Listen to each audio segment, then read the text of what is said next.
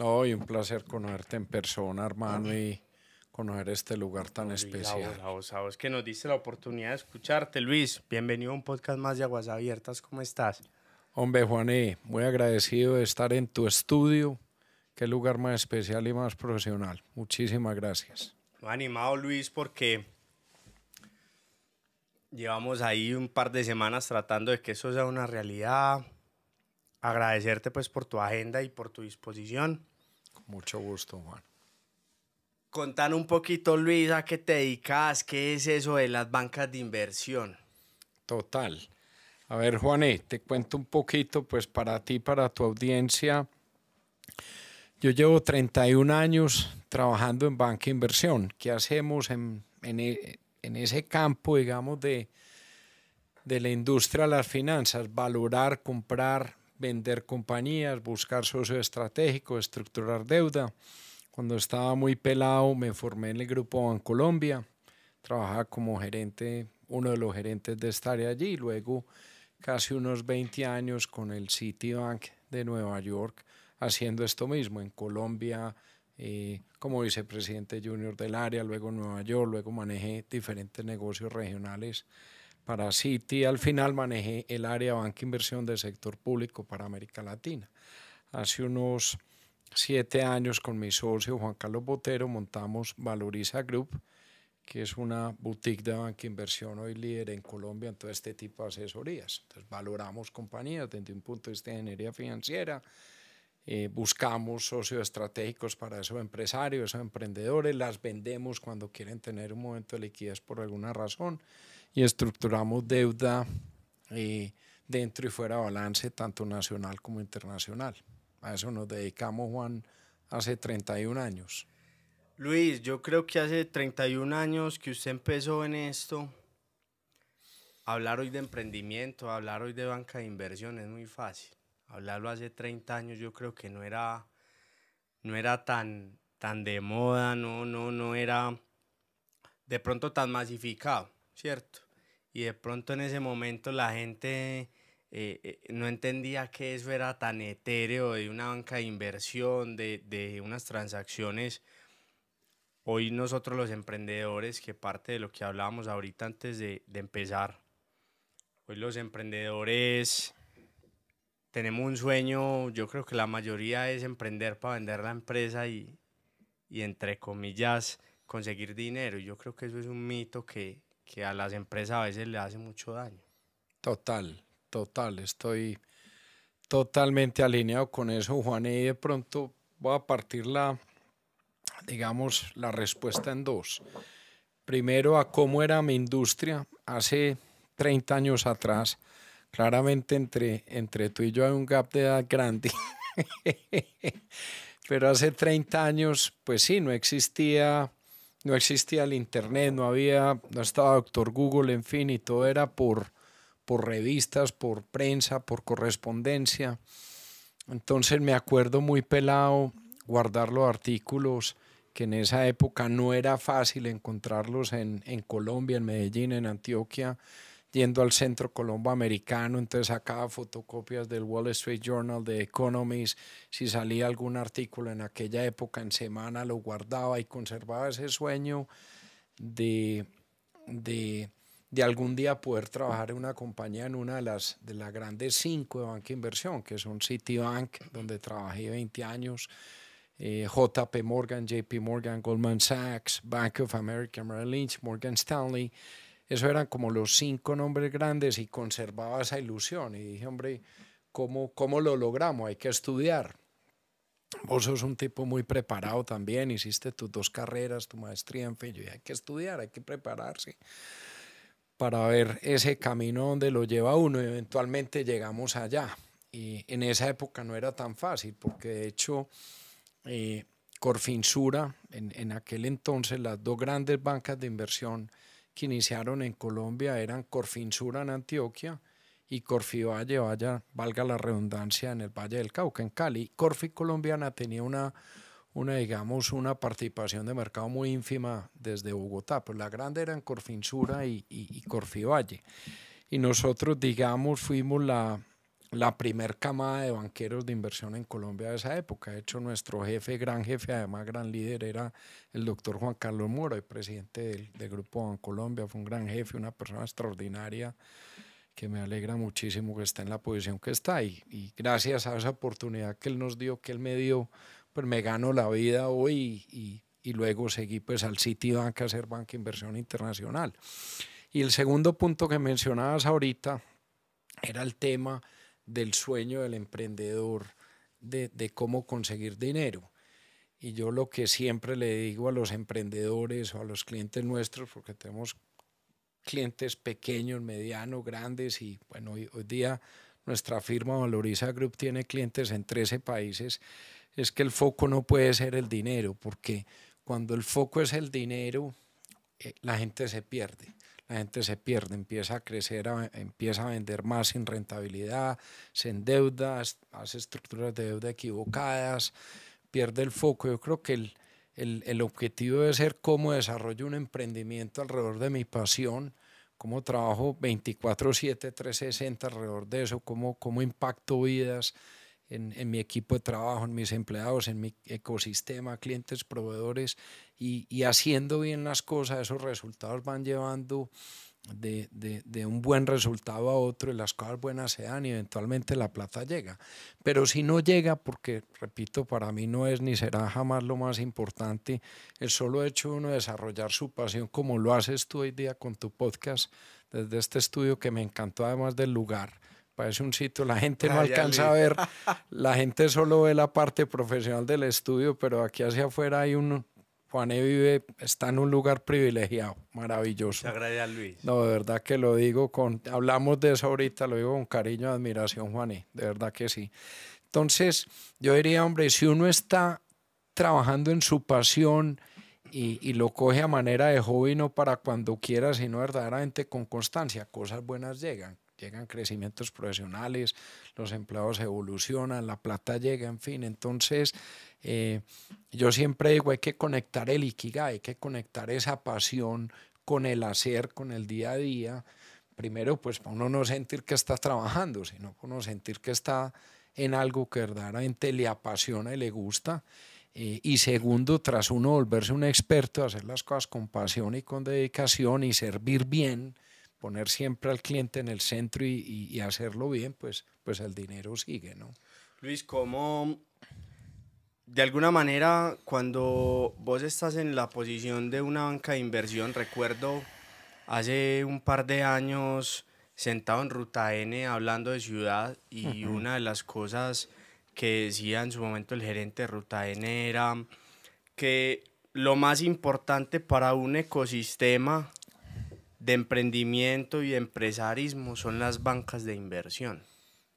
Y recuerdo, me llevas a un punto, Luis, y es que en su momento él decía que esas entidades de segundo piso que planean y piensan en la ciudad y en los ecosistemas habían detectado en Medellín en su momento una carencia de bancas de inversión y que eso lo que no permitía era el crecimiento del ecosistema por falta de apalancamiento financiero.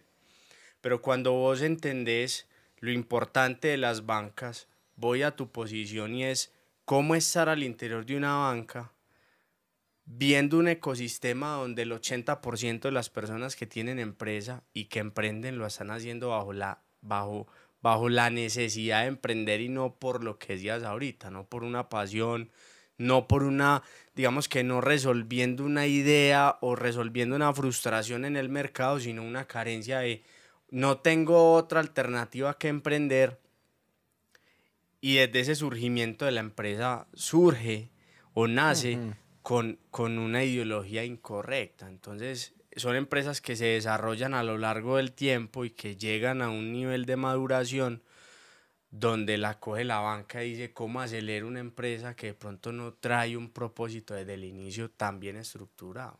Correcto, Juan. Yo te diría, a ver, varios puntos ahí.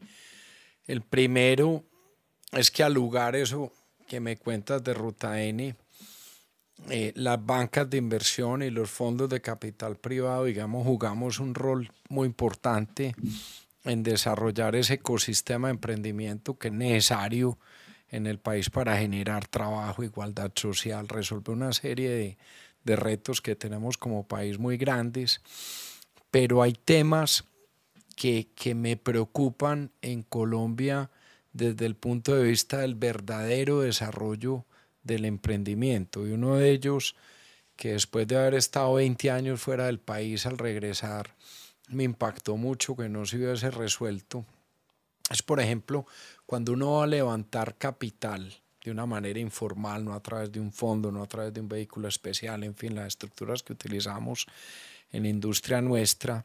Si uno tiene más de 20 inversionistas, incurre en captación ilegal de fondos. Y esa es una norma muy, muy vieja, que la entiendo, eso está desde los 80, 90, en fin, para evitar el lavado de capitales, pero que hoy día, en el mundo de hoy, limitarlo de esa manera es verdaderamente grave para el emprendedor, porque muchas veces una persona joven o mayor, yo de hecho, yo fui un feliz empleado de 25 años y empecé a emprender ya veterano, pero digamos que emprender teniendo uno el limitante de los 20 inversionistas es muy complejo, porque a veces una persona empieza a emprender y comienza por family and friends, familia de amigos que le aportan 1.000, 100.000, 1.000.000, en fin, lo que cada uno pueda, pero si uno pasa esa brecha puede incurrir en ese tema. Entonces siempre me he preguntado, hombre, ¿cómo es posible que en Colombia no tengamos un sistema de crowdfunding como en Estados Unidos, que es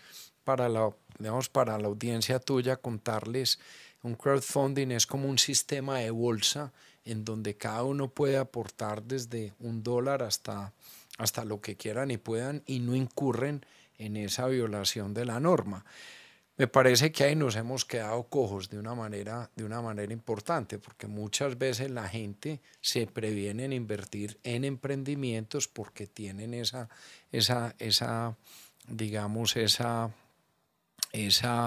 limitante. La segunda parte que me preguntabas era cómo... Que básicamente, estamos hablando, Luis, básicamente es un ecosistema en el que se nutre del 80% de personas emprendiendo por necesidad, Sí, y no por y no por pasión, pasión. y no es Sí, seguramente no teniendo las herramientas idóneas para llegar a un sí, mercado y que te lo buen devoran. punto, sí.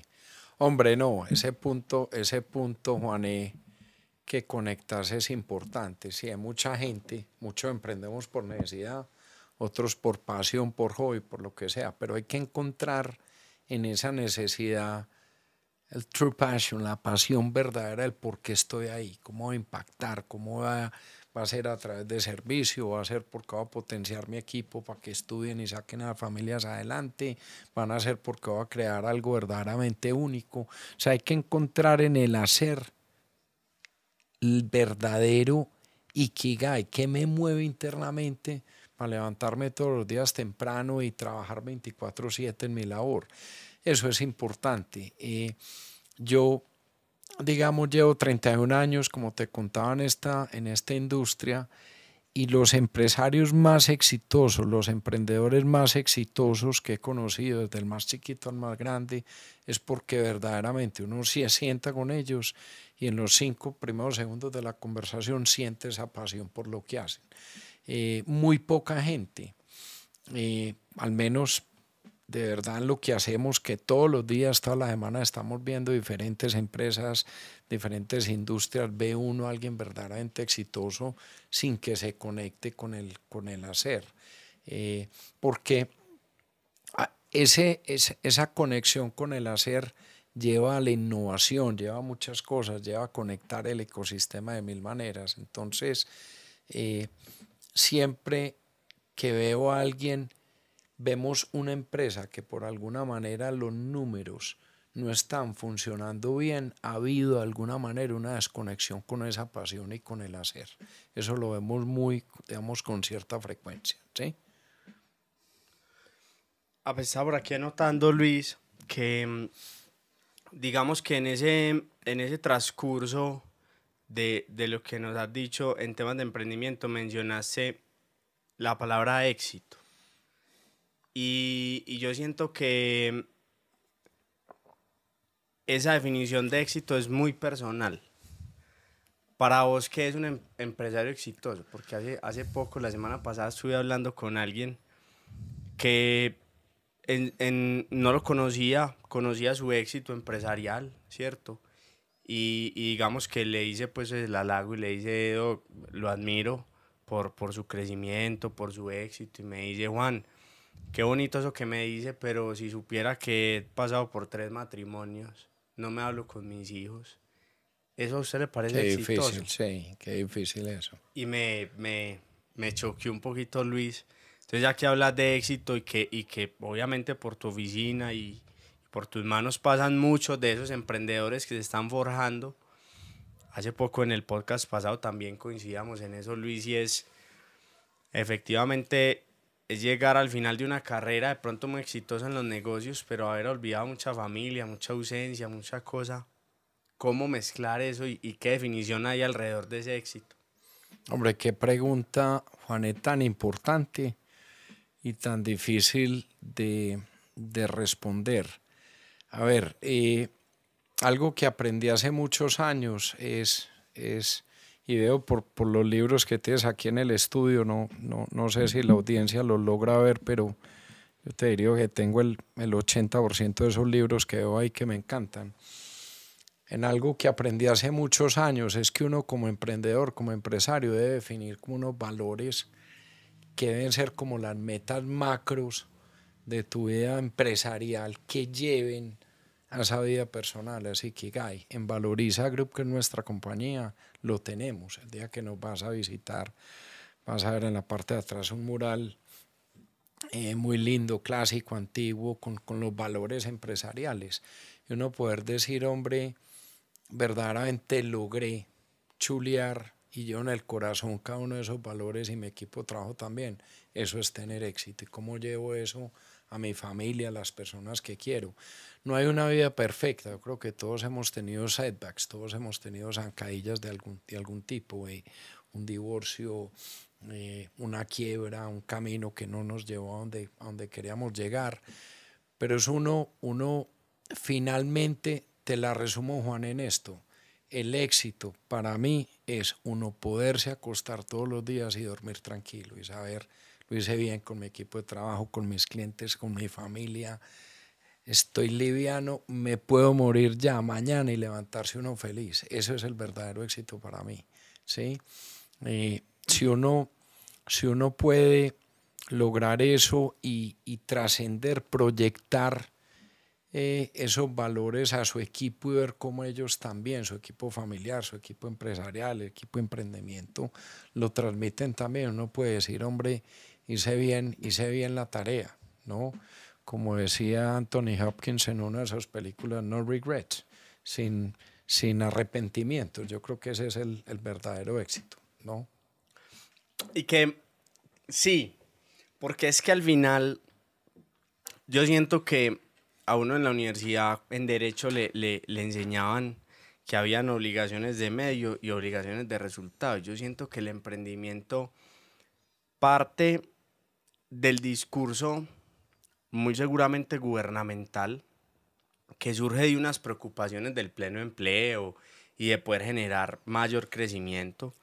Empieza toda una ola de emprendamos, es necesidad que emprendamos. Obviamente un país con menos del 7% de las personas emprendiendo yo creo que no es sostenible en el tiempo y con una cultura de emprendimiento muy incipiente, empieza esa moda y esa presión social de que emprender es el camino y se encuentra uno, Luis, unas cifras donde ese 70% de los emprendedores sufriendo temas mentales, sufriendo un tema de ansiedad fuertes, de unos capítulos importantes.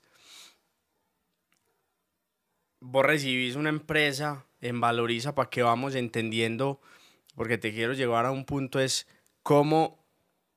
cuáles son los métodos para recibir empresas y poder acelerarlos y llevarlos a esos mercados y poder captar de alguna manera capital, bien sea vía deuda o bien sea por temas de inversión.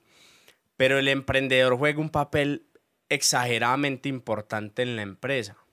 Y hace poco veía una persona mexicana que decía, yo solo invierto en empresas donde la empresa tiene marca personal, donde el emprendedor está adelante, donde el emprendedor figura y es capaz de jalonar esos procesos y humanizar la actividad económica, pero ese emprendedor, cómo llevarlo en esa aceleración, que es pasar de niveles en muy poco tiempo, sin que de pronto su tema mental juegue ahí una mala jugada en temas de inversión.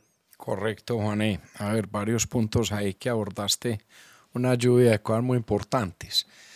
A ver, yo diría eh, que es algo que mencioné, digamos, muy al inicio de la conversación y lo explicaste bien. Yo creo que como país, a nivel gubernamental, al tema político, a niveles de alcaldías, de gobernación de país, hemos puesto muy de moda el tema del emprendimiento y eso viene muy del boom que ocurrió en el Silicon Valley, que digamos ahora se desaceleró, volvió a coger momentum por todo el tema de AI, que es inteligencia artificial, etcétera. Pero creo que como país no nos preparamos bien los mecanismos de liquidez para que ese emprendedor pueda verdaderamente tener recursos. Y creo que ese tema de limitar la capacidad de inversión a 20 inversionistas es un tema verdaderamente preocupante.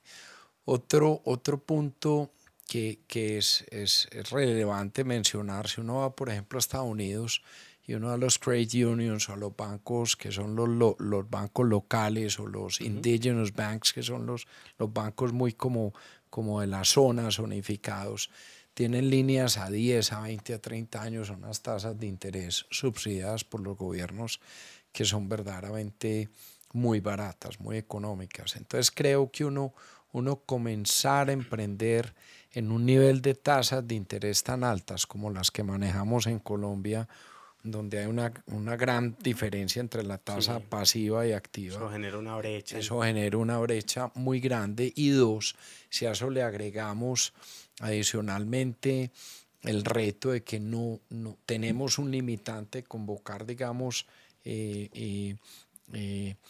capital a nuestra compañía, eso pone, digamos, una brecha importante en el emprendimiento. Segundo punto que mencionabas es el tema mental en un emprendedor. Hombre, yo pienso que ese es un reto real y que hoy en día la gente, muchos han tenido la fortaleza de decir, oiga, yo tengo este reto mental y estoy buscando ayuda, X, Y, Z, somos humanos. Yo creo que una receta que le doy a mi equipo, a los amigos, porque en realidad los clientes se vuelven convirtiendo Sí, claro. amigos, ¿cierto? De verdad que sí, son las personas que en realidad nos facilitan que llegue el mercado a la casa. Entonces hay que ser agradecidos con los clientes y desarrollar una genuina amistad de ayudarles. Cuando veo a alguien en un desespero como el que explicabas ahorita, siempre recomiendo, oiga, haga deporte, hombre, saque media horita para caminar, vaya a nadar. Yo, por ejemplo, aquí tienes tu letrero de aguas abiertas que me encanta, me contabas que eras buzo, bueno, yo soy nadador, desde pelado sigo compitiendo, en fin. Hombre, buscar algo de cómo liberar ese estrés, porque los emprendedores en realidad el reto que tenemos de poder pagar los salarios, la seguridad social, la normatividad tan exagerada que tenemos en el país para todo, eso es un reto que es verdaderamente difícil y si a eso le sumamos las tasas de interés y demás, entonces es importante, Juané, buscar un escape, buscar algo que le permita a uno todos los días poner la mente en blanco, 30 minutos, una hora, de ese regalo todos los días, busque un espacio en donde usted verdaderamente se pueda desconectar de todo, de su empresa, de su familia, de sus problemas y busque un centro y digamos, el deporte le ayuda a uno de una manera importante. Y el tercer aspecto que mencionabas ahorita, cómo perfilamos un emprendedor para poderlo acompañar en un proceso. Y esa es una pregunta bien relevante porque hay muchos factores. Primero, es importante para una banca de inversión poder ver que genuinamente ese emprendedor, ese empresario, tiene un foco en lo que está haciendo. Muchas veces nos llegan emprendedores que hacen 2, 4, 6, 8, 10, 2 emprendimientos. Y todos sabemos que el recurso más limitado, más finito es el tiempo. Uno cuando está emprendiendo tiene que dedicarle 25/7 a una sola cosa hasta que la haga exitosa y tenga verdaderamente un equipo que pueda take on, que pueda seguir adelante con él. Entonces, cuando estamos perfilando un emprendedor y vemos que es una persona que se dedica un cuarto de tiempo, medio tiempo, 3/4 de tiempo, eso no funciona de una manera adecuada. Si uno va a mercados desarrollados como el americano, uno ve que allá la gente trabaja 24/7, 360 en un solo tema hasta que lo puede sacar de una manera exitosa. Segundo aspecto importante es que la persona tenga acumen. Acumen en inglés es un conocimiento profundo de lo que está haciendo, o sea, que verdaderamente sea un sensei en lo que está haciendo y no necesariamente tiene que ser ya el mega Elon Musk porque apenas está emprendiendo, pero sí que sea una persona que estudie su tema, que lo entienda, que lo sepa desarrollar, que sepa hacia dónde va. El tercer tema es que se rodee bien. Muchas veces llegan emprendedores que llegan con el mejor amigo que es un vago, que llega con el primo que no sirve para nada, que llega con el hijo del tío del vecino que igual tampoco. Entonces nos gusta ver emprendedores que se rodeen bien, que tengan un ecosistema o de socios o de equipo de trabajo que verdaderamente contribuyen, que sean unos cracks en el rol que el emprendedor decidió que cada uno debía tener en su organización. El cuarto punto que nos gusta, Juan, y que es importante, es que sin necesidad de ser financieros como nosotros, porque uno nunca alcanza a dominar todos los temas, por lo menos que tenga un conocimiento básico financiero. Los números hay que entenderlos. Muchas veces nos sentamos con empresarios, emprendedores jóvenes y le preguntamos, ve, ¿cuál es tu EBITDA? Hombre, el EBITDA, ve, lo acabamos de calcular y déjate, yo te digo mañana, tengo que hablar con el financiero, tengo que hablar con el contador.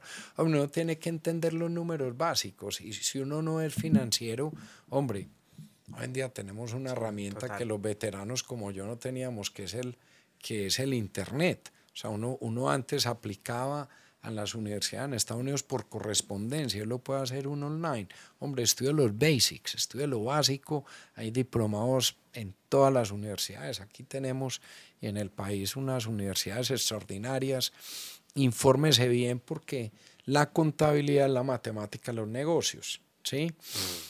Quinto punto, nos gusta un emprendedor, Juan, que lleve métricas, ¿sí? Que sepa cómo está creciendo, de qué manera, cómo está utilizando y optimizando su capital de trabajo.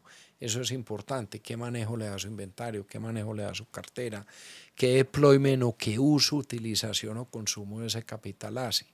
Eso es vital. Sexto, muy importante, las fuentes de financiamiento. Queremos entender bien que ese emprendedor, Juané, tenga una estructura deuda capital balanceada, que la entienda, que la domine. No nos gusta el emprendedor que nos ha pasado, que llega a la oficina, acaba de hacer una ronda y ya se puso un sueldo de 30 millones de pesos. Hágame el favor, ¿usted cómo se va a poner ese sueldo con personas que han creído en usted, ¿sí? Para desarrollar su empresa, no para que usted cambie el carro, ¿sí? O nos ha tocado también el empresario, ni siquiera emprendedor, empresarios que llegan y con el primer negocio llegan a la oficina todos en carros nuevos, último modelo. Hombre, sea un poquito, sea conservador, sea sencillo, desarrolle su compañía, de ejemplo en su compañía también, que tiene que dar ejemplo al equipo también. Y es importante no prosperar uno, que prosperen todos, que prosperen de una manera importante porque uno trabaja con personas, uno trabaja solo.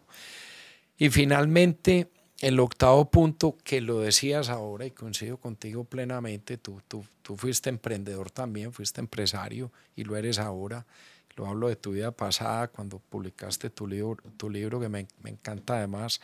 Es, hombre, el emprendedor tiene que ser un líder, tiene que ser un buen comunicador, liderar con ejemplo, transmitir, imprimir cultura, que la gente verdaderamente quiera trabajar con él. que sea de alguna manera un sensei en su campo. Unos llegarán y se irán, y hay que agradecer con los miembros del equipo que ayudaron a construir ese sueño, y otros pues que querrán quedarse más tiempo, por algún tiempo más, y hay que procurar que esas personas que lleguen a nuestro emprendimiento verdaderamente se lleven lo mejor de nosotros como líderes y lo mejor de nuestra empresa. Entonces buscar digamos, darle estructura a esas 8 columnas para nosotros en Valoriza cuando vemos una empresa joven, un emprendedor, una empresa en general, es bien importante.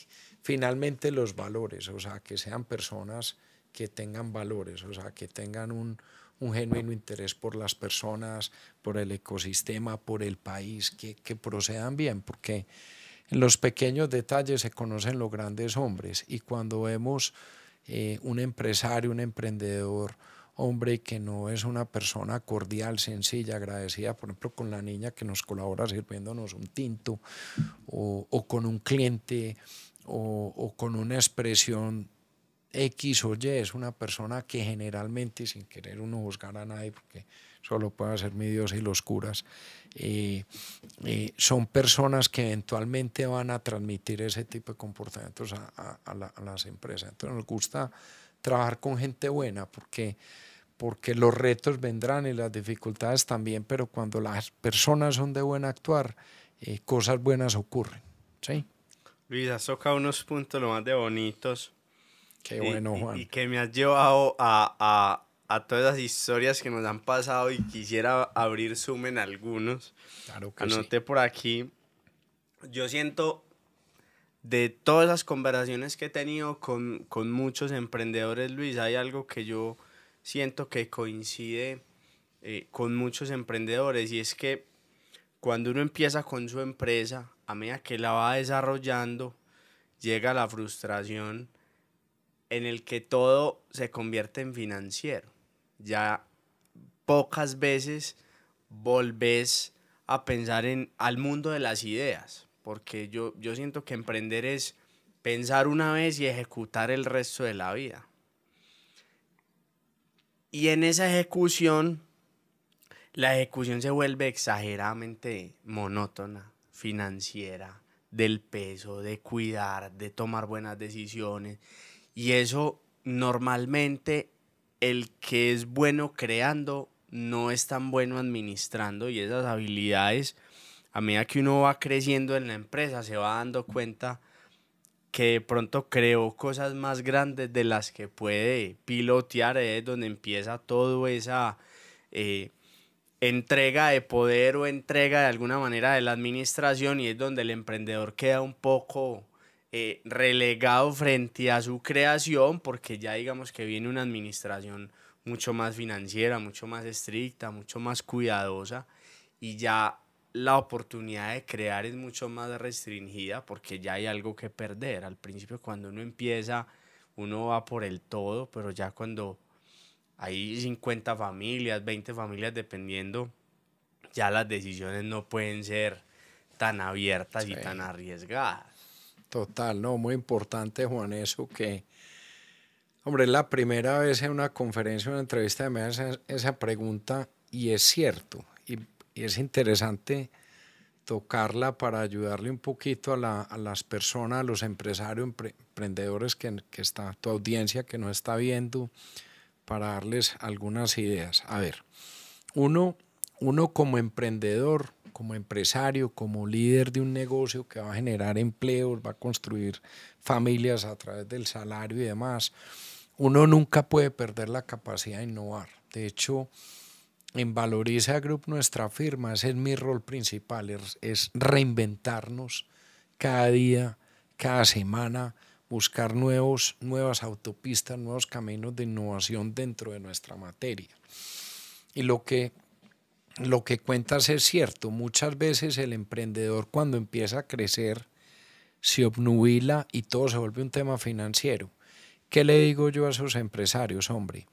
Siendo yo, digamos, de pregrado, mi formación, digamos, uno es ser ingeniero civil, son los números.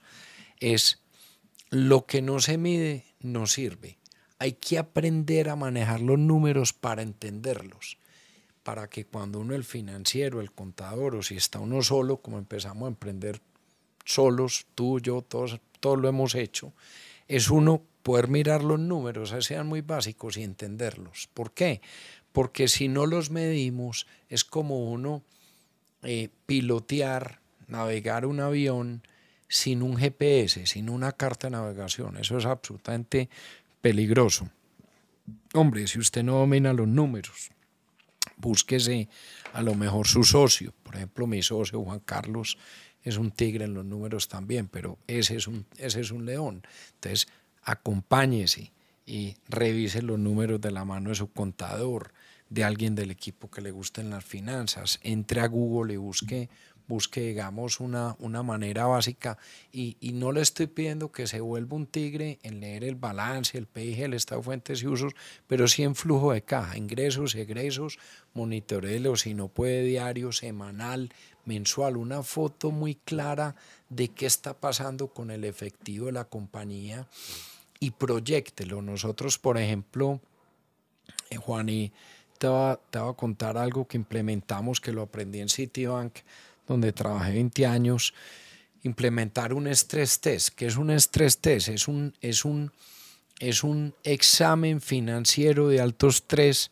de la compañía. Nosotros en Valoriza lo hacemos cada mes, y es mirar un flujo de caja. Obviamente nosotros somos banqueros de inversión, entonces te imaginarás, No, me te imagino. imaginarás la foto. Eso es una radiografía nuclear, pero es una radiografía que nos muestra dónde estamos en caja, qué sigue el próximo mes, el próximo trimestre, el resto de año. ¿Qué le pido yo a los emprendedores? Y de hecho, unas semanas atrás, con un amigo que quiero mucho, montamos en moto juntos, un amigo que adoro, admirable, absolutamente sencillo, ha tenido unos retos financieros importantes. Le hice ese estrés test en una servilleta, y esa servilleta se convirtió en un rollo de cocina. Estábamos por allá en un estadero en la ceja. Y lo que más me No gustó te es que creo. me dice que lo guardó, lo atesoró y todavía lo consulta. ¿Sí? Entonces estoy esperando a ver en qué momento lo montamos en Excel. Pero uno debe ver eso como una ayuda diagnóstica, mas no como algo que nos impida seguir innovando y seguir creciendo. Porque te voy a dar un ejemplo de alguien que estoy seguro, porque veo que compartimos los libros muy similares en gustos, que me encantó, Juan, y cuando los vi, y estoy seguro que muchas personas en tu audiencia también. Hombre, un líder global que a muchos nos encanta, que es un Steve Jobs. Mira que Steve Jobs y Wozniak, que era su socio, eran su mano derecha y su mano izquierda el uno del otro. Hombre, el innovador en la creación, desarrollo de productos, perfeccionista en la parte de diseño visual y comercialización, era Jobs. El perfeccionista, el creador de la parte interna de esos productos, de todo el software y demás, era Wozniak. Pero si uno ve, y uno entra, por ejemplo, a todos esos podcasts que uno puede encontrar en Instagram o etcétera, sobre la vida de Jobs, uno pensaría Jobs es un tipo súper creativo, es un vendedor estrella y es un showman, y la verdad lo era. Pero el tipo tenía un conocimiento extraordinario de los números. Por ahí varias conferencias muy al inicio de cuando comenzó Apple, él haciendo las presentaciones a los inversionistas de Nueva York. Es absolutamente impresionante ver el entendimiento de los números, porque un buen líder, sin ser necesariamente un experto en todos los temas, sí tiene que dominar los aspectos básicos del negocio. Es decir, si el contador, el revisor fiscal, el financiero, la junta, el socio, el equipo le habla de la parte comercial, administrativa, legal, financiera o de comercialización, etcétera, etcétera, tiene que entender, hombre, lea, edúquese, paso está Google, paso están los librerías, vaya a la Librería Nacional y edúquese. Yo aprendí inglés en el Colombo Americano y logré ir a estudiar mi maestría en una universidad en Estados Unidos, y trabajé con un banco neoyorquino 20 años, y eran épocas absolutamente Sí, complejas en total. la casa. Uno se puede volver un sensei, un crack en lo que decida, pues tiene que tomar la decisión. Hombre, no sé de números, voy a aprender. Puedo tener una prima, un hermano, un amigo, la novia, el socio, ven y explícame. me meto un curso. Uno puede aprender porque el líder sí, el líder hay ciertas cosas, sino muchas, que tiene que hacer por obligación, porque nuestra responsabilidad es mucho más grande que, y si yo tengo que asegurarme que a mi equipo de trabajo no le falten sus salarios y que esas familias puedan prosperar, yo los tengo que cuidar aprendiendo de números y administrándolos bien y con responsabilidad y dando ejemplo. Luis, yo ¿Sí? te tengo que confesar, yo lo aprendí tarde en mi Sí. primera empresa. Y es que voy a ser irresponsable con la aseveración que voy a decirte, pero yo siento que de todas las variables financieras que tiene una empresa, que son todas muy importantes, hay una que yo creo que al interior de las empresas puede marcar la diferencia entre el éxito y el fracaso de una empresa, y es el flujo de caja. Total. Yo lo aprendí, Luis, porque sabes Total. que yo estaba en un negocio de alimentos Sí. en donde mi 66, 67% de las ventas eran el retail. Y el retail es a 60, 90 días. Y cuando yo empiezo a penetrar Colombia y empiezo a tomar decisiones buscando las ventas y el crecimiento, no buscando la rentabilidad, eso lo dijiste ahorita, y me hizo devolver un tiempo. Cuando yo entiendo como emprendedor que hay cierto tipo de industrias que golpean más la caja unas que otras, y ese flujo de efectivo, y entre menos flujo de caja se tenga, más capital de trabajo vas a necesitar y tenés que vender más caro porque tenés que ser más rentable para poder financiar vos mismo tu flujo de caja. Cuando entendí eso, yo creo que no había vuelta atrás, ¿cierto? Y habían un poco de decisiones donde uno tenía o necesitaba tres capitales: el del capital del trabajo, el de vivir, y el que tenía en la calle vendiendo. Y esa cadena se para por una falta de pago y se viene una ola que es imposible surfear. Total. Entonces, no sé si coincidimos en eso, Luis, pero parte de la importancia de la variable financiera, que yo creo que todo emprendedor desde el inicio, antes de hablar de su producto, es: ¿usted sabe qué es un flujo de caja o no sabe? Hombre, buenísimo ese punto, Juané. Total. Yo te diría que a uno no lo deberían dejar graduar de ninguna universidad, estudie uno la carrera que sea o del colegio, eh, sin entender un flujo de caja, porque sirve desde para administrar la casa y la familia hasta para manejar la empresa. Y yo agregaría, y un flujo de caja no es complejo, uno lo puede hacer como hablábamos ahorita en una servilleta, hombre, ¿qué me gano? ¿Qué costos tengo? ¿Cuáles son mis gastos? ¿Qué me queda al final? Y lo proyecto en el tiempo y le pongo las rotaciones que mencionabas ahorita, de inventario, de cartera, etcétera, de costos financieros, en fin.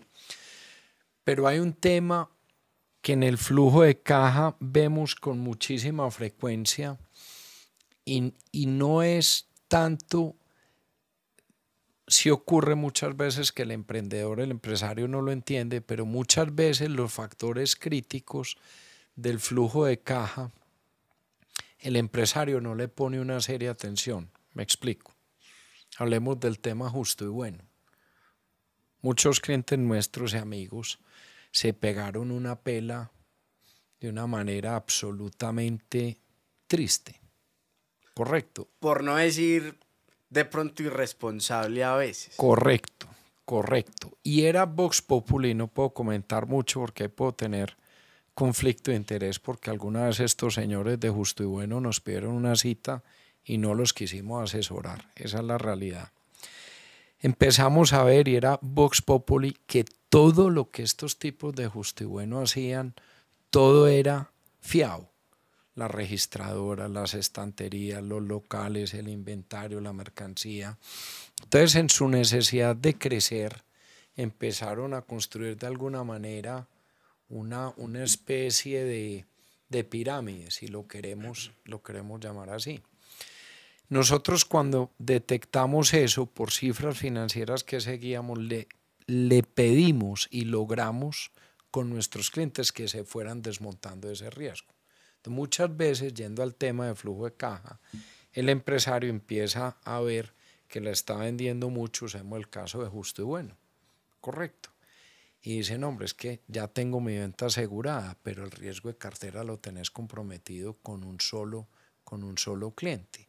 Y dos, si ya hay ruido de que la compañía se está apalancando mucho, bájate ese riesgo, vendele solo un 1, un 5, un 10, un 15% de tu cartera, no arriesgues el otro, el otro 85%.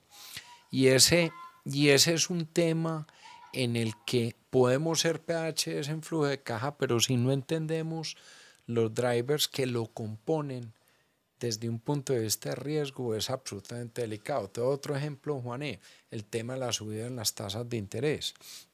Ya se preveía, o sea, antes del COVID había una liquidez grande, muy grande, llegó el COVID, luego llegó pues todo este tema político en el que estamos ahora, sin meterle política al conversatorio, y hubo un rally en las tasas de interés por unos temas pues, macroeconómicos más complejos que nos quedaríamos aquí otra sesión larga. El tema es cómo me blindo yo frente a esa subida de tasas de interés. Hombre, cojo liquidez que tengo en la compañía y prepago parte de la deuda o vendo activos para prepagarlo, etcétera. Mucha gente dijo, hombre, eso baja rápidamente, sigamos cogiendo deuda. Hay que ver la cantidad de compañías ONL 1116, que es, digamos, en temas concordatorios que son cordatarios que son bien complejos. Entonces yo diría, identifique muy bien su flujo de caja y de ese flujo de caja tenga muy claro las variables críticas de riesgo que usted puede controlar y las que usted no puede controlar. Las que usted no puede controlar, como las dos que mencioné, que hay muchas más, póngale especial cuidado, monitoree muy bien ese ecosistema de variables para que usted al siguiente semana o al siguiente mes que vaya a revisar la ejecución de su flujo de caja no se lleve una sorpresa. Finalmente, cartera, muy importante la cartera, Juané, vos lo sabes como empresario, lo has vivido. El tema de la cartera es un tema sumamente complejo que uno tiene que entender a quién le estoy vendiendo, cómo es la costumbre de pago, desarrollar relación con ese ecosistema o con ese cliente con el que tengo cartera para poder tener, digamos, una asertividad, inclusive de cómo puedo sacar un seguro sobre la cartera. Hay seguros, hay temas de asegurabilidad de cartera que son importantes considerar. Entonces, el mensaje que le quiero dejar a tu audiencia es cómo scale up, cómo llevo el nivel del juego de mi flujo de caja a un nivel superior, más allá de ver una foto en Excel o en un cuaderno, cómo lo entiendo, quiénes son los actores detrás de ese flujo de caja, ¿no? Muy importante. ¿Sí? Y que quería llevarte a ese punto, Luis, porque digamos que el flujo de caja nos pone a tomar varias decisiones como emprendedores. La primera es por las industrias a las que vamos a salir a emprender. Hay unas industrias que son, digamos que mucho más responsables en cuanto al tema del flujo de caja. Normalmente la hotelería se paga inclusive con flujo de caja adelantado. Vos, como la mayoría de hoteles, me paga 6 meses antes de venir o muchas veces 2, 3 días antes de tu llegada. Te adelantan el flujo, que también es un reto de cómo administrar un negocio con un flujo de caja adelantado. Tan es el reto es con el flujo de caja atrasado que con un flujo de caja 6 meses adelante. Los restaurantes en reservas. Hay unas industrias que de pronto te dan un poco más de flujo y te ponen a trabajar más desde el reto de cómo invertir, cómo hacer, cómo crecer con un flujo de caja adelantado. Y otras industrias que efectivamente creo yo que la de alimentos, muchos negocios crecen con el capital del proveedor, con el fiado, y se apalancan desde el proveedor. Entonces, ahí quiero unir dos puntos. La primera es, ya la hemos mencionado, pero ¿qué otras métricas financieras son importantes que el emprendedor desde el día cero hasta el día que haga un escalamiento a 20 trabajadores, 50, 200, tiene que tener en cuenta y que son fundamentales, que los tenga siempre en el radar y que siempre los monitoree? muy importante, Juan. Yo te diría que hay una variable máxima de Coquito, pero a muchos empresarios, emprendedores les olvida, que es el capital de trabajo, que es igual a inventario inicial más cartera menos inventario final. Es decir, qué compro al inicio, qué vendo y qué me deben y qué me queda al final. Y empezar a ponerle rotación en días. Hombre, estoy rotando cada 15, cada 30, cada 45. Hombre, empecé a rotar cada 90, cada 120. ¿Qué está pasando? Y al uno desagregar cada una de esas tres variables, que la suma y la resta nos da el capital de trabajo, uno empieza a entender dónde está cogiendo mi capital de trabajo. Entonces, ejemplo, mi capital de trabajo eran 100 pesos y rotaban cada 30 días, correcto, y pasó a ser de un momento a otro 200 pesos, pero rota cada 120 días y resulta que no puedo crecer o el banco de alguna manera no me puede facilitar esa financiación y tengo que buscar plata más costosa, sea con mis socios, porque el aporte en capital, la plata del accionista siempre es más costosa que la deuda, o simplemente la voy a buscar a la calle con familia, amigos, con family and friends, y empiece a tomar decisiones objetivas frente a ese capital de trabajo. Es decir, hombre, en este inventario este proveedor me está cobrando muy caro y fuera de eso me pide unas condiciones de pago así. ¿Cómo logro buscarme uno con las mismas calidades y que me dé unas posibilidades más económicas? Estoy concentrando mucha cartera en X, Y, Z. ¿Cómo logro verdaderamente reemplazar esa cartera por clientes o por compradores que me valoren más de una manera muy importante? Y ahí es donde la parte comercial, Juané, juega un aspecto crítico. Tener un buen vendedor, un buen comercial, unos buenos comerciales a una compañía no tiene precio, porque esa relación del vendedor de entender esa contraparte que tiene mi cartera, cómo me va a repagar y en qué condiciones, es crítica. Es crítica. Nosotros, como te digo, llevo muchos años en esto y a veces hemos visto gente salvarse porque el mismo vendedor se da cuenta que esa contraparte cartera no es una parte sana, o alguien le dice cómo la roto y pongo, digamos, a funcionar esa rotación y ese capital de trabajo de una manera más eficiente. Y una cosa que me sorprende, como te decía hace un par de minutos, es que muchos emprendedores, muchos empresarios no le paran bolas a ese tema. Otra recomendación es, de acuerdo a su servicio o industria, que ahorita lo explicabas bien, los hoteles funcionan de esta manera, el retail de esto, los restaurantes de esto, transformación industrial así, los servicios funcionan, digamos que es en lo que está nuestra firma, Valoriza Group, todos funcionan distinto, pero uno también puede exigir o explicarle o concientizar al cliente uno como empresa que opera. Ejemplo, hacemos un contrato y recibimos pagos máximo a los 8 o 15 días. Estoy hablando, por ejemplo, en las compañías de servicios. Sí. Correcto. Hombre, es que, no, tranquilo, entonces firman tan, emiten factura, uno de 30 a 60 días. Hombre, tenga la decisión y el coraje de parar el servicio. Entonces te llama el Juané, el dueño de la compañía: ve, Luis Carlos, ¿por qué paraste el servicio? Me lo estás pagando a tiempo. Teníamos un tema contractual, pero más allá del tema contractual, que uno cuando empieza a hablar de contratos afecta la relación, total. Y tú eres, una de las carreras tuyas es ser abogado. En eso tenés PhD.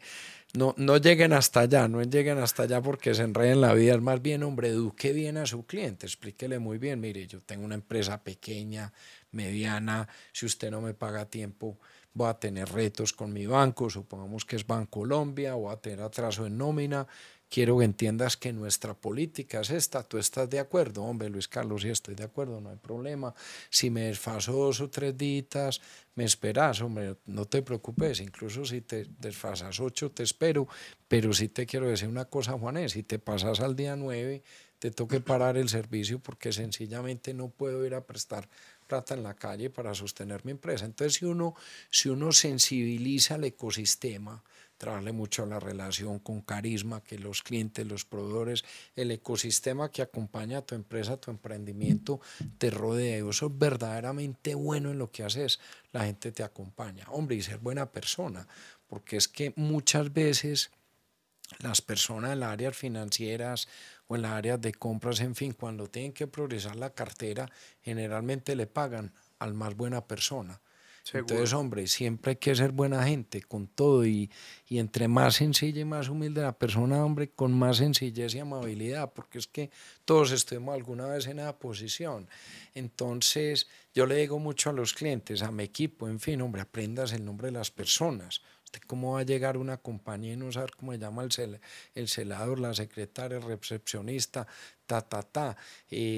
Vea, hombre, es que hay clientes que cobran cartera a través de la recepcionista. Vea, don Juanet, páguele a don Tomás que está más apretado que un berraco. Sí, sí, sí, sí, total. Hombre, si uno es buena gente, Sí, uno sí, es sí. claro, sencillo, honesto, la gente le ayuda. Hay veces que hay que ayudarle a los clientes un poquito, pero yo creo que si uno comunica de una manera apropiada cómo es la empresa de uno, cómo se afecta el ecosistema que uno lidera, que uno gerencia, yo creo que la gente le ayuda a uno y no sea bobito, estudia el riesgo, quién es la contraparte, qué hemos visto en las noticias de esa empresa, porque es que, Juan, muchas veces la gente no lee, no se entera bien. Correcto. Si una empresa está creciendo muy aceleradamente, entender el por qué y cómo. A ver si tomo más riesgo, probablemente valga la pena, probablemente debo ser un poquito más cauto porque el crecimiento demanda jalar Mucho mucha capital, deuda, total. mucho capital, ¿no? Voy a parar, a hacerte una pregunta, Luis, y es, Claro ¿cómo que sí, estamos Juan. de tiempo?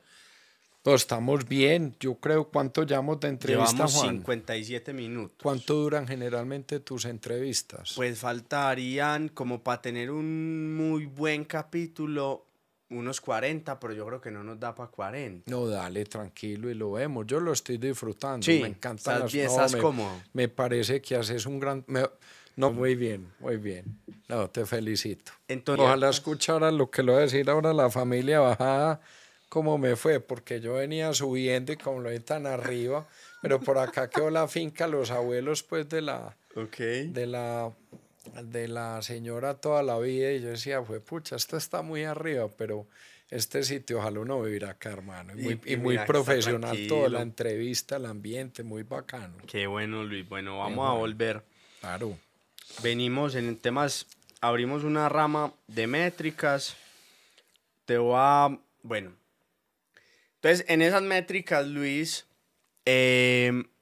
digamos que te quiero poner ahí en una situación bacana y es, si tuviera la oportunidad de volver a emprender, ¿qué industrias te gustan en Colombia para emprender? Juané, qué buena pregunta. Mira, te voy a contar algo que va a sonar a cliché, pero yo desde chiquito quería hacer lo que hago. Yo tenía, pero te voy a responder esa parte Ok. para que la audiencia quede con unas buenas ideas para desarrollar. Digamos, en mi caso personal, Pero dame esa anécdota. yo te la, te la, Contame te esa. la, te la, te la cuento porque me emociona. Mira, yo desde chiquito que empecé a ver en estas revistas y en la prensa todo este mundo de la banca inversión, de investment banking, como se conoce en inglés, pues yo dije, yo quiero ser banquero de inversión. Pues resulta que en esa época ingeniería financiera solo había en Santander. Entonces dije, voy a estudiar administración. Y mi padre, que la verdad es un gran consejero, mi mejor amigo, me dice, hombre, vos sos muy bueno con los números. Los patriarcas antioqueños, colombianos, hombre, una de las carreras es ingeniería civil, hacelo. Y en ese buscar, no me llamaba mucho la atención, me acabó gustando, me puse a investigar y vi, hombre, que la otra forma de hacer ingeniería financiera era en Estados Unidos y obviamente Harvard, y en ese momento en esa crisis familiar que había en la casa, pues no había manera. Entonces yo dije, hombre, voy a estudiar ingeniería civil, que son números, matemática, me encanta además, y luego estudié otras cosas, hice una especialización en el país, luego hice una maestría en Estados Unidos en esto que hago hoy, pero sí tuve un llamado, Juané, muy temprano a ser banquero de inversión, porque admiraba a todos esos cracks en Nueva York, en la bolsa en esa época, en esas bancas de inversión que Es que eso tenían. era muy No, aspiracional, era Luis, una no. cosa, mira, yo tengo una foto en mi biblioteca que conservo con un cariño indescriptible y era cuando estaba pelado a la salida del metro de Nueva York en Wall Street con ropa universitaria, además pelado porque Ok. eran unas épocas muy duras, hermano. ¿Sí o no? Yo después le cuento cómo me fui a estudiar, que es toda una anécdota. Hice TEX, préstamos, lo que quiera, porque mi papá acaba de pasar por una crisis pues absolutamente difícil, pero muy edificadora, familiarmente hablando.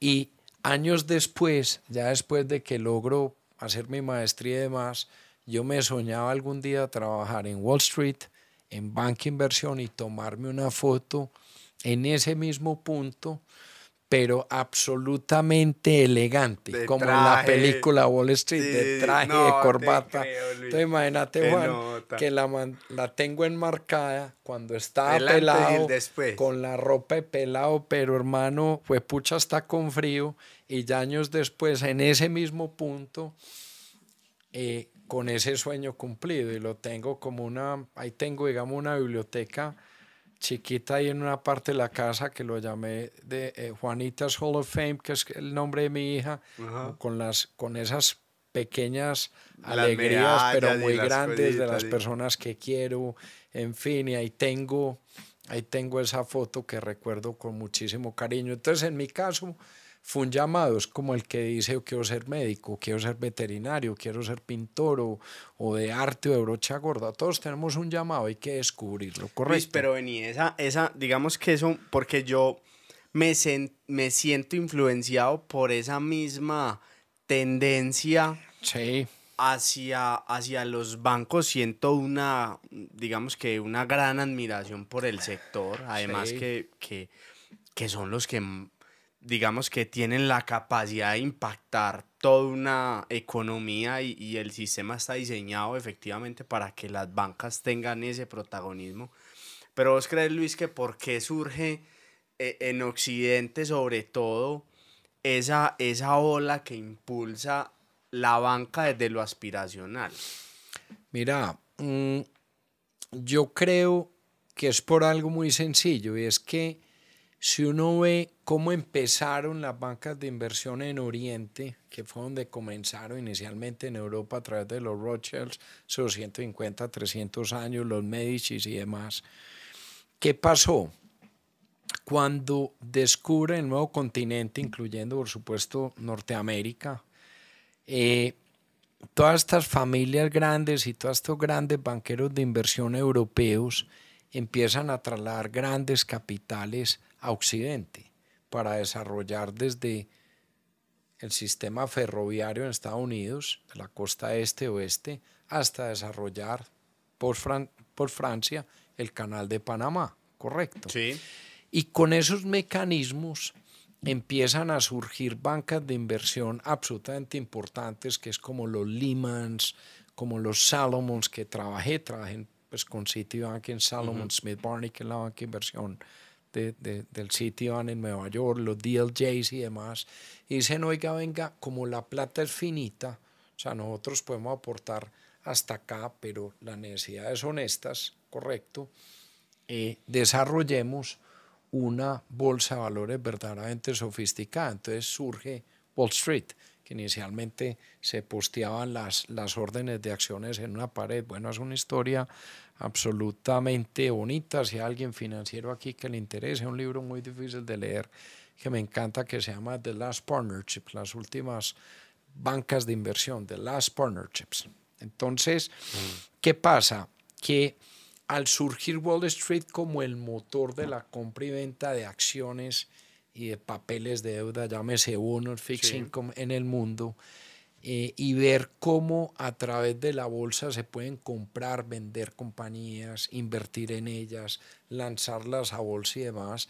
Eso crea el primer boom que empezamos a ver en las películas de los 60, 70 y 80, de lo que décadas después se convierte en el Silicon Valley de San Francisco. Es decir, esa primera ola de emprendimiento que vemos hoy, o hasta hace unos años, pero sigue vigente hoy, surgió verdaderamente en Wall Street con compañías más tradicionales. Eso creó un glamour importante, porque decía, venga, ¿cómo así que si yo sé de números y estudio finanzas, cómo puedo yo llegar a participar, digamos, en esa ola de negocios tan potente que se dio en los 80, en los 90, y de ahí pues sale esta película tan famosa de Wall Street con Michael Douglas y Tom Cruise, en donde Michael Douglas dice, greed is good, la ambición es buena, que no la comparto, pienso que es buena con medida y con una buena responsabilidad, un buen actuar social,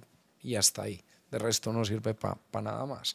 Entonces es por eso, es porque hubo películas y una serie de historia y hubo mucha, digamos, publicidad en las revistas y en la prensa de la época. Hombre, se lanzó esta acción, esta compañía se va a hacer pública, esta compañía compró a la otra. Entonces no veía a estos banqueros de inversión diseñando esas transacciones, y para mí era algo verdaderamente apasionante. Y que nos lo vendieron muy sexy, además. Y nos lo vendieron muy sexy. Sí, era tan sexy, Luis. No era, es demasiado sexy. Sí, que nota, no joda. Yo es que tengo la suerte, Juané, de trabajar en mi pasión hace 31 años. La verdad, nunca siento que ha sido un trabajo. Yo me disfruto lo que hago y lo vivo intensamente.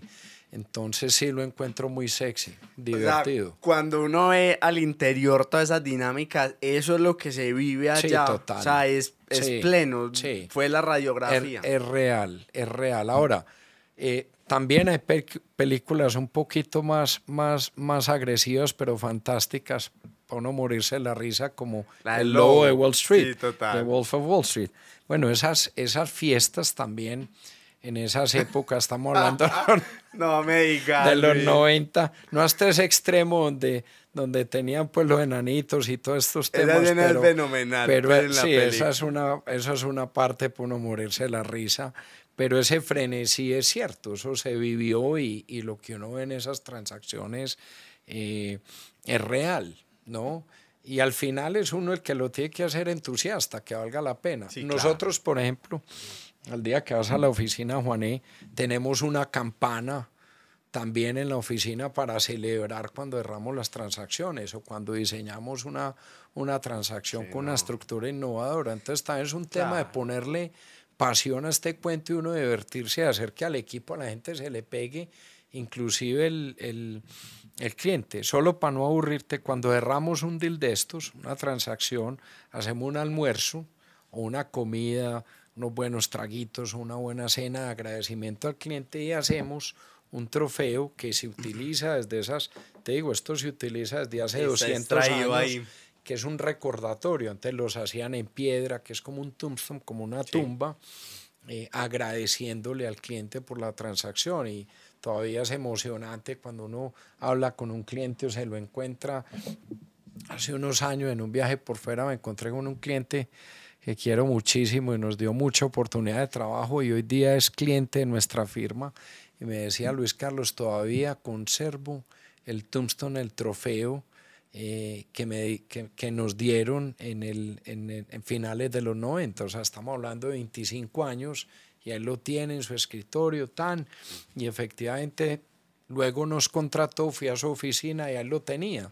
Entonces fue muy emotivo cuando cerramos otra transacción y le sacamos uno muy similar, que era como el segundo tomo. Entonces hay que ponerle mística y pasión a este cuento. No, y yo creo, Luis, que la vida se trata de las conversaciones incómodas que uno tiene, la cantidad de conversaciones incómodas que se tienen, y de las simbologías a las que uno acompaña con buenas o malas narrativas. Así es, total. Constantemente, Luis, te tocan la puerta en Valoriza empresarios, o vos tenés que bajar a mirar el ecosistema o ambas? Mira, yo pienso, Juané, que uno el hambre nunca lo puede perder. Uno nunca puede sacar musgo ni quedarse sentado, uno tiene que estar moviendo, tiene que estar en la calle visitando los clientes, innovando, ver qué necesidades hay de cara al empresario. Yo te diría que al inicio, digamos, cuando arrancamos Valoriza Group, maleteábamos muchísimo. O sea, Juan Carlos y yo, te digo, no parábamos, pues eso era de lunes a domingo 24/7, visitando amigos, familia, clientes del pasado del lado de Juan, clientes del pasado del lado mío. Era una cosa absolutamente divertida. Ya con los años, yo muchas veces tengo la agenda programada 3 meses adelante, porque es como el médico, cuando Sí, sale del claro. rural, monta su consultorio, al principio es esperando, oiga, ¿Quién se enferma para que venga por aquí? ¿quién se enferma? O el odontólogo que está, por ejemplo, en un pueblo, un odontólogo joven, berraco, le pone un letrerito afuera y dice, oiga, se sacan muelas. Pero humildemente te digo, cuando la gente ve que ese odontólogo es bueno sacando muelas y no Hacen duele, fila, claro, hacen empieza a fila. llegar la gente. Pero el hambre y el apetito y los sueños no lo hemos perdido. Seguimos visitando clientes, sigo viajando, sigo dando conferencias como la que estoy contigo hoy, haciendo congresos, siendo panelista pues internacional en muchos casos. Hay que movernos, uno no se puede quedar en el status quo, hay que transformarse, hay que estar en la jugada, hay que meterle berraquera al día a día, porque si uno se sienta, yo siempre digo que el que se siente en una oficina, hermano, esa empresa es una receta para un entierro. ¿Sí o no? Uno tiene que estar afuera, en la guerra, en la trinchera, entendiendo que necesita la gente, ¿sí o no? Y en esa trinchera ahorita mencionabas y pasaste muy someramente. Quisiera también generar un punto ahí, Luis, que además del error del flujo de caja, además de muchos errores que uno como emprendedor pasa por ese aprendizaje, hay un punto que es muy neural y es el socio. Porque eso es más importante inclusive que yo creo que un matrimonio. Total. Y en ese, digamos que en esa selección del socio, deben haber también unos preestablecidos ya de tu parte por la experiencia y por todo lo que ha pasado y todos esos emprendimientos y empresas que han pasado por ahí. Yo creo que muchos de ellos se han fracturado y no han Total. llegado a donde deberían haber llegado por producto, por compañía y por equipo, por el Sí, relacionamiento de los socios. así es. Y ahí quisiera contarte algo, hombre. Yo he sido absolutamente bendecido con mi socio. Mi socio es Juan Carlos Botero Echeverry, hermano de nuestro afamado campeón mundial, el ciclista Santiago Botero, hermano de Juanca. Hombre, eso que dijiste, Juan, es absolutamente crucial. Y más allá de contar que tengo un socio extraordinario, juntos hemos construido este cuento, es darle tips a tu audiencia, a los empresarios más Así jóvenes, es. emprendedores más jóvenes, de cómo buscar un buen socio. Y esto no es una fórmula matemática, porque habrá personas que les irá bien, otras que tendrán dificultades, pero hombre, búsquese asociar con socios que le complementen habilidades o que usted no tiene o que él las pueda hacer mejor o que las necesite. Eso es vital. En nuestro caso, Juan Carlos entiende plenamente mis habilidades, yo las de él, cada uno las hace mejor que el otro, pero las sabemos distribuir. Nos complementamos de una manera importante. Entonces, lo que uno tiene que buscar, Juan, y así tenga 1, 2, 3 socios, es armar un yin yang, que es como un QB-RUP bien armado de qué aporta cada uno y por qué. Segundo, búsquese una persona extraordinaria en valores. O sea, si usted no lleve al mejor amigo tan que usted sabe que hace por ahí vainas raras o no se maneja bien porque se le va a enredar la vida. ¿sí? Lo que les decía ahorita, en los pequeños detalles se conocen los grandes hombres. Traiga una persona con valores, o sea, una persona honesta, una persona que diga la verdad, así le duela. Una persona que cuide el equipo, que cuide los clientes y que lo cuide usted. Correcto. Tercero, una persona que le guste trabajar, porque es que eso de uno emprender trabajando de 9 a 5 o de 8 a 6 como hacen muchas compañías en el país, olvídese. Uno no emprende en horario de oficina. Sí, así es. Cuando uno emprende y uno se dedica a generar empleo en el país y a pagar impuestos como hacemos todos los empresarios, esto es 24/7, 360, esto no es mamando gallo, esto no es un hobby de que me desconecto, búsquese un socio que le apasione el cuento tanto como usted, que verdaderamente le meta al cuento 24/7 y que verdaderamente de la mano de él en equipo puedan llevar esa compañía al siguiente nivel. Yo creo que en el caso de Valoriza Group, mi socio lo escogí, nos escogimos porque fue una decisión mutua de una manera. De hecho, yo invité a Juan, él aceptó, fue una escogencia conjunta, fue una bendición y totalmente asertiva. Y en ese punto que mencionas, Juané, vemos que muchas veces un gran emprendedor, una gran idea, una gran empresa, un gran proyecto se quiebran porque simplemente el emprendedor que tuvo la idea de montarlo no se rodeó bien. Y cree mecanismos, para dejarle ideas a tu audiencia, en que ese socio o esos socios que no estén a la altura puedan salir, porque no nos podemos dedicar a hacer favores, hombre. Cuando uno emprende, monta una empresa, uno no monta la Cruz Rojas o la Fundación de las Hermanitas del Águila Descalza, o sea, uno monta una empresa para Claro. generar oportunidades para uno y para su equipo y para el ecosistema que está alrededor de uno. Entonces, no sea débil también tampoco cuando un socio no esté a la medida, todo el caraje de procurar resolver las cosas rápido, sino rápidamente cambiar de socio, resolver el problema, porque arrastrar un mal socio, eso es un cáncer bien complicado, Juan, ese es un punto importante. No te escuché en ninguna de ese discurso el socio financiero.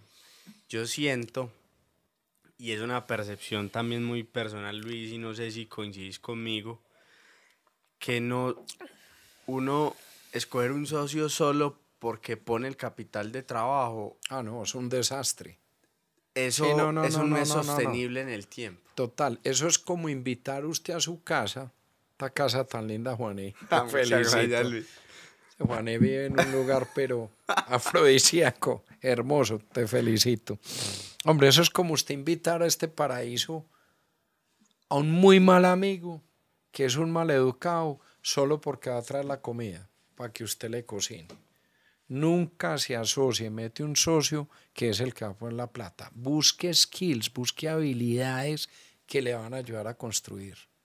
Porque ese socio eventualmente se va a volver un problema, va a empezar a pedir dividendos, no va a creer en su visión, lo va a coartar, se va a querer meter a opinar de cosas que no va a entender, o vincúlelo a manera de préstamo o que no pueda tener influencia en las decisiones. Obviamente es una decisión muy personal, habrán personas en la audiencia que les ha funcionado bien, pero estoy de acuerdo contigo, invitar a alguien de socio simplemente porque ponga el capital es un error, hombre, invite un socio porque siente la pasión que usted tiene, porque tiene habilidades que usted no tiene, porque se complementan o porque los dos o las dos son unos recracks en esa tarea y comparten un genuino interés. ¿Sabe una cosa? Qué bueno traer socios con necesidad de surgir, de ser alguien en la vida, de conseguir para poder alimentar una familia. No traiga socios complacientes, traiga socios berracos que les guste trabajar, que necesitan surgir en la vida. Eso es vital. Sí, porque un socio también que aplauda tampoco sirve. No, eso es que aplaude un chimpancé. ¿Te has visto por ahí? ¿Sí o no? Un chimpancé también aplaude.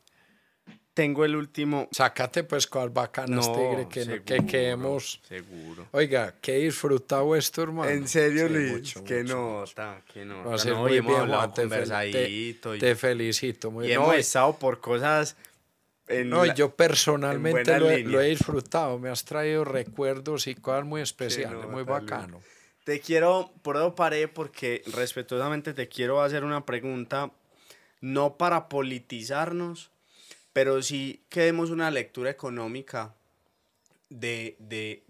están siendo años difíciles, ¿cierto? Hay Sí, unos temas económicos, macroeconómicos, hay incertidumbre, la incertidumbre de alguna forma, Luis, pone a la gente bueno. temerosa, esa mano invisible del mercado se desaparece, ¿cierto?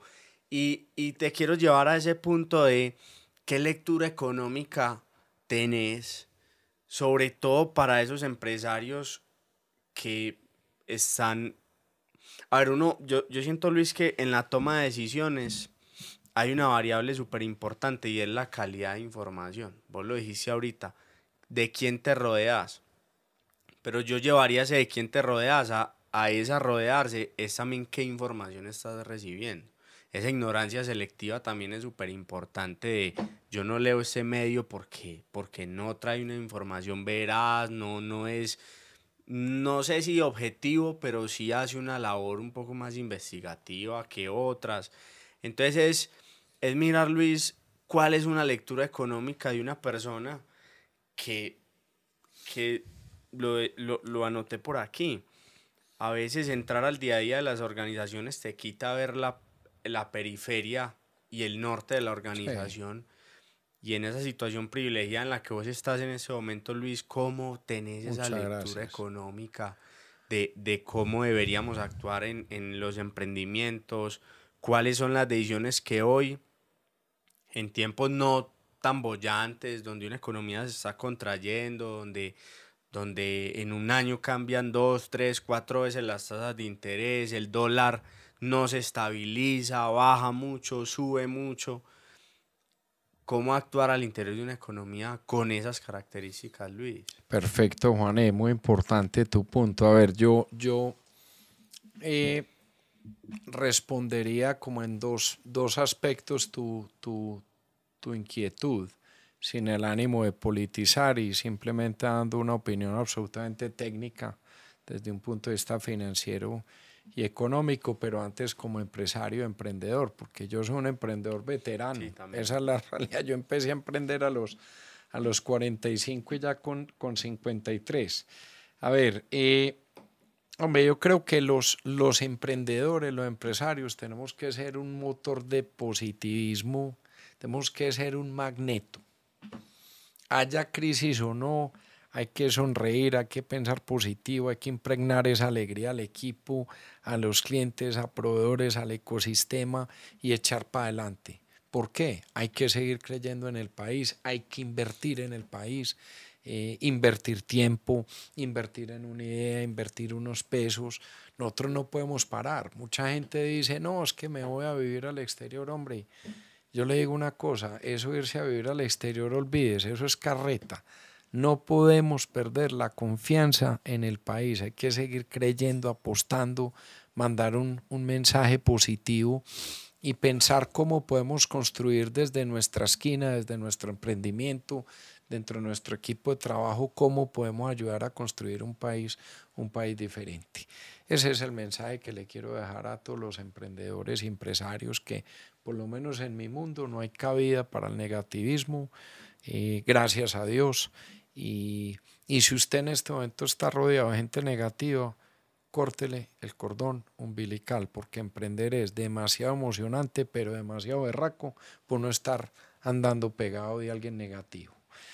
Segundo, yendo al punto económico y financiero, hombre, yo creo que es una obligación, Juan, de todo empresario, de todo emprendedor, informarnos y ver qué está pasando en el país. Y yo creo que en los últimos meses hemos venido viendo una serie de temas absolutamente complejos, el tema de las pensiones, el tema de la salud, el tema fiscal, en fin, mucho ruido en donde yo le pediría a todos, hombre, no nos dejemos, no nos dejemos desenfocar de nuestro día a día, porque hay cosas que vamos a poder arreglar, otras que no. O sea, yo los invito a todos a lo que dice mi gran amigo Nicolás, a quien aprecio y admiro, de Conferencia Actívate, que lo vas a tener aquí próximamente. Hombre, hay que practicar la aceptación, correcto, pero si hay un tema desde un punto de vista financiero que me preocupa y que creo que los empresarios debemos estar, los emprendedores, muy alertas, es el tema del déficit fiscal del país. Hoy en día Colombia está gastando mucho más de lo que estamos produciendo, por lo que decía Juan, hay una incertidumbre muy grande política, los empresarios están temerosos de invertir y cuando no se invierte no se genera empleo. Y segundo, el gobierno y los políticos no están dando ejemplo de reducción de gasto. Han habido temas, digamos, muchas alertas de mal gasto, de corrupción y demás, pero eso le tocará a las autoridades pues investigar, ni mucho menos. Pero sí creo que cuando uno está gastando más de lo que ingresa, hay que invertir el Pareto, eso no tiene nada que ver con una posición política, tiene que ver con lo que hablábamos, Juané, con flujo de caja básico. Si mis egresos son menores a mis ingresos, porque el país está desacelerado como nunca antes visto, pues tengo que invertir y yo en una posición de gobierno, pues tendría que dar ejemplo y mostrarle al país de que si el apretón pues es para todos, sobre todo para los emprendedores y para los empresarios, pues debería ser para ellos también, porque al final los gobiernos se sostienen con los impuestos que pagamos todos en el país, correcto. Finalmente, buscar fuentes asertivas de información, buscar prensa seria en Bogotá El Tiempo, en Cali El País, en Barranquilla El Heraldo, en Antioquia El Colombiano. Busque columnistas que verdaderamente sepan escribir sobre las realidades del país, pero en general, más allá de cualquier cosa, pues creo que todos los que estamos al frente de emprendimientos hoy vemos con seria preocupación el desarrollo del país de 2 años hacia acá. Es una cosa verdaderamente preocupante, pero hay que seguir con fe, con positivismo, emprendiendo, generando empleo, invirtiendo en el país, porque esta situación la arreglamos los emprendedores, los empresarios. Esto no lo va a arreglar el Espíritu Santo, esto no lo va a arreglar un político. Entonces yo le diría a todos, enfoquémonos más bien en generar trabajo, en emberracar y votemos bien las próximas elecciones. Votemos bien, muy importante. Luis, gracias por venir. Juanea, a ti me encantó la energía, las preguntas, hombre, tu estudio, tu casa, hombre. Qué sitio más maravilloso. Muy bienvenido. Te felicito. Las puertas abiertas, de aguas abiertas, Luis. Muchas gracias por haber venido a dejar el mensaje y por aquí a la orden a usted y a todos sus amigos que quieran venir a dar el mensaje. Muchas gracias, Juanet. Te esperamos por Valoriza. Allá va a estar. Excelente. Muchas gracias, Juan. Un abrazo, Luis. Un abrazo. Bastante. Aquí se ve. Yo veo tigre, yo sin gafas Luis. No veo ni por el ojo el culo. Sí. Ese es su plano. Mete aquí. Y debo mirar esa no, cámara. Señor, conmigo, las cámaras no existen. Ok, te quedo mirando a vos. Es una conversación suya y mía. Perfecto, Juan. Listo. De una. Muy buenos libros, hombre, te felicito. Tengo en mora, léeme el de Séneca. Espectacular. Esos diálogos del hombre. Sí. Me gusta la filosofía. Yo creo que eso fue lo que me dio el derecho. Oh, eso es un tipo preparado, muy preparado, Juan. Me gusta eso. No sabía. Yo pensé que me iban a secuestrar, huevón, subiendo por aquí. Oiga, eso, Luis. Oiga, qué casa. Me quisiera yo vivir aquí, tigre. La gente te la admira mucho. Sí, señor. La gente queda en choque, esta hermosura. Esto es un paraíso, este bosque aquí. Y la verdad es que si llegan, o sea, vienen un poquito asustados y... Es que es muy arriba. Yo sé que eso es una persona, uno, pues eso sí lo tengo muy claro, pero yo sí. Hoy te digo, yo nunca salgo de la oficina, Juan. No, Pero hice la excepción porque Dani me insistió y yo Dani lo quiero mucho, pues es de mis es de mis amigos del alma. Pero me dijo Luis Candá que el hombre es recontraprofesional y tiene un estudio. Entonces, como veo que es un tipo pues muy estructurado con todo tu tema, no había forma pues de hacerlo distinto. Pero muy contento de estar en tu casa, Juan. No, es que cuando me dijiste de pronto que lo sacáramos, no es lo mismo. No es lo mismo la acústica, la Sí, voz, claro, vas a no, ver. muy profesional esto, Vas muy a ver, teso. Luis, ayúdame cogiendo aquí y le haces esto un poquito como Sí, hacia señor. vos. Acá. Ahí, está súper bien. Ajá. Contemos, si quieres me cuentas hasta 10.